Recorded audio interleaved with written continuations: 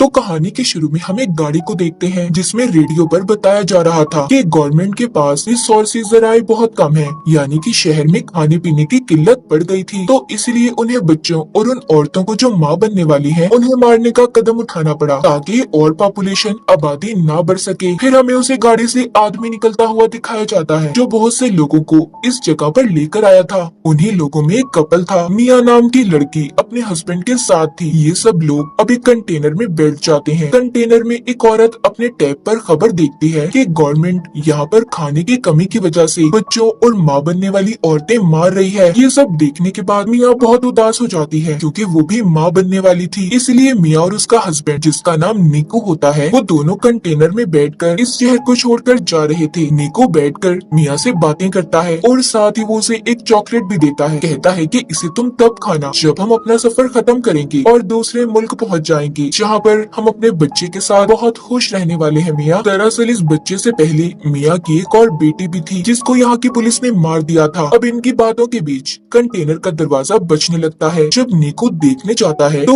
एकदम से दरवाजा खुल गया था। अंदर और भी बहुत से लोग आते हैं। इस कंटेनर में बहुत सारे लोग जमा हो गए थे, इसलिए बाहर खड़ा आदमी जिसके हाथ में गन थी, वो कहता है कि आधे लोग बाहर आ जाओ, हमारा दूसरा कंटेनर आ रहा है, बाकी उसमें जाएंगे। तभी निको को भी उन लोगों के बीच में गन दिखाकर निकाल लिया जाता है। मिया कंटेनर के सुराग से देखती है निको को 107 नंबर के कंटेनर में भेजा जा रहा था। निको मिया से फोन पर बात करता है। वो उससे कहता है फिक्र नहीं करो, हम दोनों एक ही जगह पर जा रहे हैं, हम इकट्ठे हो जाएंगे, बस तुम इस सफर के दौरान अपना और मेरे बच्चे का ख्याल रखना और इर्द गिर्द किसी भी इंसान पर भरोसा मत करना। मिया का कंटेनर चलने लगता है। रास्ते में वो देखती है गवर्नमेंट की पुलिस बाहर औरतों को जमा करके, जो खास तौर पर माँ बनने वाली है, उन्हें मार रही होती है। कुछ देर के बाद कंटेनर रुक जाता है। मिया सुराग से देखती है कुछ ऑफिसर्स ने कंटेनर को तलाशी के लिए रोक लिया था। अब कंटेनर को खोलकर जब चेक किया जाता है तो वो उन्हें पूरा खाली मिलता है। दरअसल इस कंटेनर के अंदर छुपने की खुफिया जगह थी।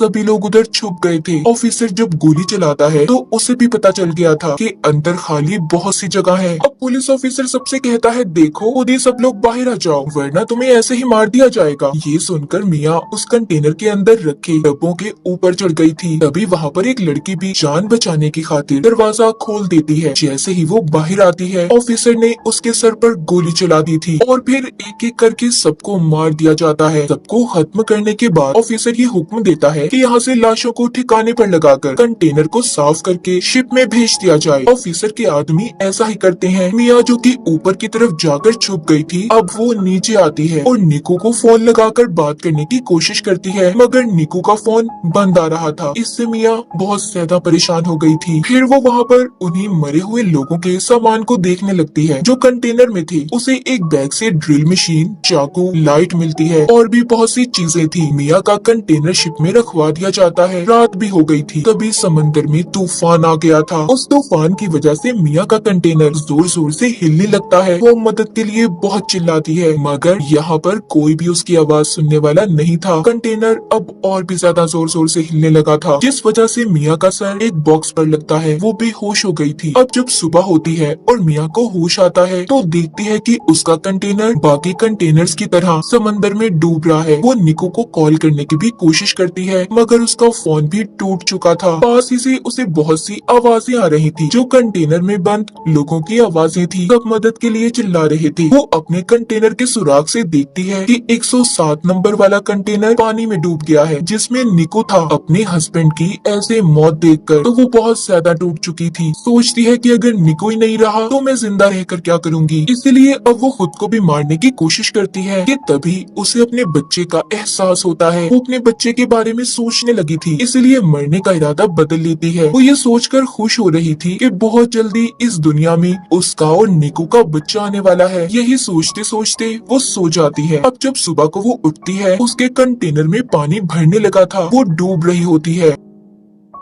पानी से निकलने की कोशिश करती है मगर नहीं निकल पाती। तभी उसकी आँख खुल गई थी। इसका मतलब ये सिर्फ उसका एक सपना था। अब वो कंटेनर में रखे बॉक्सेस को देखती है जिसमें से उसे बहुत सारे प्लास्टिक के डब्बे मिले थे। वो उन प्लास्टिक का इस्तेमाल करके सबसे पहले कंटेनर के सुराखों को बंद करती है जिसमें से पानी आ रहा था। साथ ही वहाँ से मिले और भी सामान को इस्तेमाल करती है। उसने कंटेनर को अपने रहने के लायक बना लिया था। अगले दिन मिया का फोन बजता है जो कि निको का था। वो उसे बताता है कि मुझे 107 नंबर वाले डब्बे से निकाल लिया गया था। तुम फिक्र नहीं करो मिया, मैं जिंदा हूँ। मिया उसे अपने बारे में बताती है। कहती है निको, मैं कंटेनर में फंसी हुई हूँ जो समंदर के बीचों बीच है। वो फोन पर कहता है फिक्र नहीं करो, मैं तुम्हें ढूंढ लूंगा, बस तुम अपना और बच्चे का ख्याल रखना। हम क्योंकि पहले ही गवर्नमेंट की वजह से अपनी बेटी को खो चुके हैं। मिया निको से बात कर थोड़ा सुकून में आ गई थी कि वो जिंदा है। अब वो कंटेनर में लोगों का बचा हुआ खाना तलाश करती है और उसे बहुत ही संभाल कर इस्तेमाल कर रही थी। एक रात फिर से समंदर में तूफान आ जाता है। मिया बहुत ज्यादा घबरा गई थी। तभी उसे दर्द महसूस होता है और उसका बच्चा कंटेनर में ही पानी के अंदर पैदा हो गया था। उसने इस तकलीफ को बिल्कुल अकेले बर्दाश्त किया। मिया की हाँ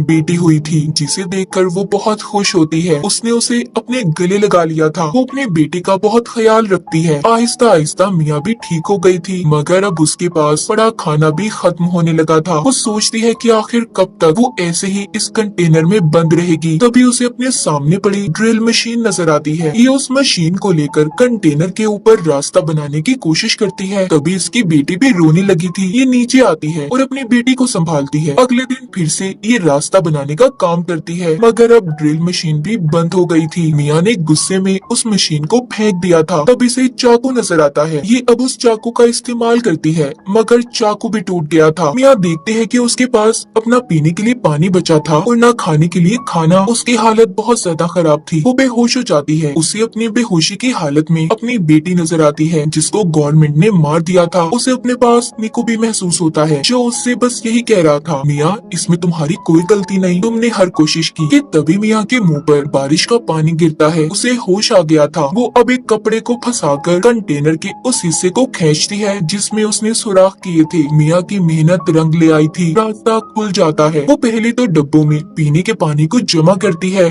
फिर जब वो बाहर आती है तो देखती है उसका कंटेनर समंदर के बीचों बीच था जहाँ पर दूर दूर तक उसे कोई भी नजर नहीं आता। वो अब अपनी बेटी को लाकर आसमान और समंदर दिखाती है। कहती है हम यहाँ से जरूर निकलेंगे। तभी उसे समंदर में मछलियाँ नजर आती हैं। मिया को ये देखकर एक आइडिया आता है। वो मछलियाँ पकड़ने वाला एक कांटा बनाती है जिससे वो मछलियाँ पकड़ने की कोशिश कर रही थी मगर उससे एक भी मछली नहीं पकड़ी जाती। वो बहुत थक चुकी थी और ऊपर ही लेट जाती है। तभी उसे आसमान पर प्लेन नजर आता है। अब मिया जल्दी से कंटेनर के अंदर जाकर शीशे का टुकड़ा लाती है ताकि वो उसके रिफ्लेक्शन अक्स से प्लेन को अपनी तरफ बुला सके मगर जल्दी जल्दी में उसकी टांग पर चोट लग गई थी। लेकिन फिर भी वो हिम्मत नहीं हारती और शीशे के टुकड़े को लाकर प्लेन पर उसका अक्स करती है मगर वो प्लेन जा चुका था। वो मायूस होकर नीचे आ जाती है और अपने जख्म को सीकर उस पर पट्टी बांध लेती है। साथ ही उसे अपने पास बहुत सारे ईयरफोन्स पड़े हुए मिलते हैं। अब वो सारी रात जागकर ईयरफोन की तारों का इस्तेमाल करके जाली बनाती है। अगली सुबह वो उस जाली से मछलियाँ पकड़कर अपना पेट भरती है। वो कई दिन तक ऐसे ही मछलियाँ पकड़ती और अपना पेट भरती। उसने अपने पास पड़े डब्बों में भी मछलियाँ पकड़कर रख ली थी। वो रोजाना अपना नंबर लिखकर प्लास्टिक के डब्बों में बंद करके बहा दिया करती थी ताकि कोई तो उसकी मदद के लिए आए।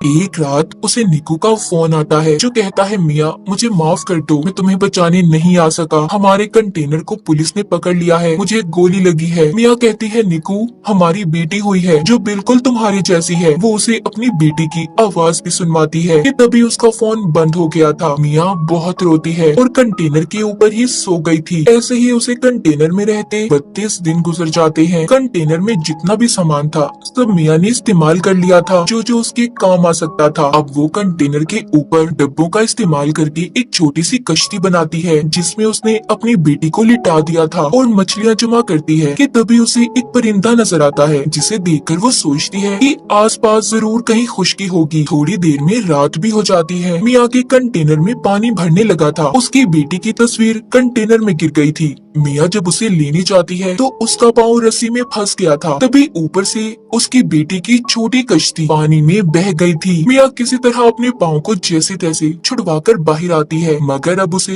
अपनी बेटी कहीं पर नजर नहीं आती। वो पागलों की तरह उसे यहाँ वहाँ ढूंढ रही थी, मगर वो उसे कहीं पर भी नहीं मिलती। दूसरी तरफ मिया की बेटी के पास एक बहुत बड़ी व्हेल मछली आती है जो उस पर पानी गिराती है, तो मिया की बेटी रोने लगी थी। मिया अब उसकी आवाज सुनकर तैरकर उसके पास पहुंचती है और अपनी बेटी से कहती है, मैं सिर्फ तुम्हारी वजह से जिंदा हूँ, असल में तो तुमने मुझे बचाया है। इतना कहकर मिया उसी कश्ती का सहारा लेकर सो जाती है। जब सुबह होती है और मिया की आँख खुलती है तो वो डब्बा खोलकर एक मछली खाती है जो उसने कश्ती के साथ डब्बे बांधे हुए थे। मिया अपनी बेटी को देखकर कहती है, हमने वो सब किया जो हम कर सकते थे, असल में तुमने मेरी जान बचाई है। तभी मिया आसमान पर कुछ परिंदे देखती है, वो उनके लिए मछलियाँ फेंकती है। उसके इर्द गिर्द बहुत सारे परिंदे जमा हो गए थे। तभी दूर से बोट कश्ती में एक लड़की की नजर उन परिंदों पर पड़ी थी। वो अपने डैड को अपनी बोट वहाँ पर ले जाने का कहती है। जब ये उधर आते हैं तो इन्हें मिया की बेटी मिलती है। वो लड़की उस कश्ती को देखकर सोचती है कि आखिर इतना प्यारा बच्चा वो भी पानी में किसी ने कैसे छोड़ दिया। तभी उन्हें मिया की बेटी की कश्ती के साथ एक रस्सी बंधी हुई नजर आती है। जो वो उस रस्सी को खींचते हैं जिसमें से मिया बाहर आती है। उसने दरअसल उस रस्सी को अपने बाजू से बांध लिया था। वो मिया को ऊपर खींचते हैं। लड़की उसे बचाने की कोशिश करती है क्योंकि मिया बेहोश हो चुकी थी। वो लड़की मिया को किसी तरह होश में लाने की कोशिश करती है, मगर मिया का सांस पानी में रहने की वजह से बंद हो गया था। जब मिया